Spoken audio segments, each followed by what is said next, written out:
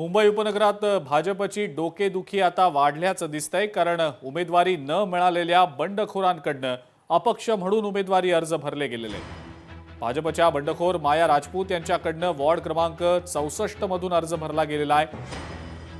भाजपकडनं सरिता राजापुरे यांना या वॉर्डमधून उमेदवारी अधिकृतपणे देण्यात आलेली आहे। मात्र माया राजपूत यांना उमेदवारी अपेक्षित होती, त्यांना उमेदवारी मिळाली नाही, म्हणून त्यांनी आता बंडखोरी करत अपक्ष अर्ज भरलेला आहे।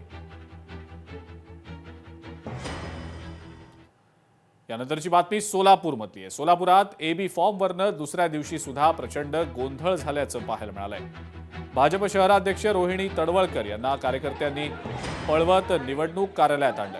प्रभाग 13 मधल्या उमेदवारांच्या एबी फॉर्ममध्ये मोठी चूक झाल्यानं मोठा वाद निर्माण झाला आणि त्यानंतर भाजपच्या दोन्ही इच्छुक उमेदवारांमध्ये जोरदार राडा देखील झाला। या गोंधळादरम्यान रोहिणी तडवळकर यांना चक्कर येऊन त्या खाली पडल्याची घटना घडली। उमेदवारी मिळवण्यासाठी भाजपमध्ये जीवघेणी धावपळ आणि गोंधळाचं दृश्य पाहायला मिळालं।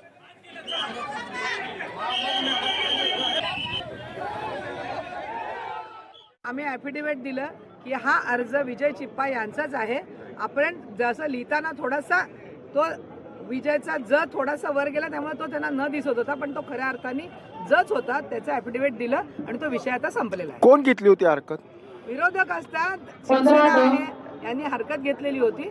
त्यांचं ते काम आहे, ते घेतात, परंतु आमचा भारतीय जनता पार्टीचा अधिकृत उमेदवार विजय चिप्पा हाच आहे। ते कार्यकर्ते अर्थात ते विरोधकच असणार ना, मला ओलड। मी खरं म्हणजे वेळेत तिथे पोहोचलेली होती, परंतु त्या दारातच मला अडवण्यात आलं आणि त्यामुळे अडवण्यात आल्यामुळं मला इथे यायला थोडासा उशीर झाला, परंतु तो काही मुद्दा नाही।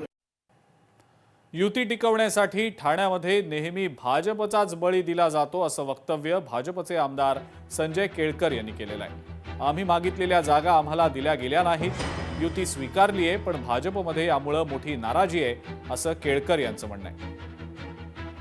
भारतीय जनता पार्टी ठाणे ही नेहमीच काही बऱ्याच वेळेला आपल्याला बघायला मिळतं की याच्यामध्ये बाकीचं सगळं टिकवण्याकरता शहराचा बळी दिला जातो। कारण की या जिल्ह्याने देखील एवढ्या जागा निवडून आणलेल्या आहेत, सर्वात जास्ती जागा निवडून आणल्या। एक प्रकारचं काही कमी काही जास्त करून भारतीय जनता पार्टीला देखील त्यांनी योग्य पद्धतीने सन्मान द्यायला पाहिजे होता। कार्यकर्त्यांमध्ये जी नाराजी आहे ती अगदी साधी नाराजी नाही आहे, तर अगदी त्यांनी जाऊन अपक्ष म्हणून फॉर्म भरेपर्यंत किंवा काही जण तर दुसऱ्या पार्टीत जाऊन लढण्यापर्यंत ती नाराजी आहे। लोकशाही मराठी ऐका, पहा, जागरूक रहा।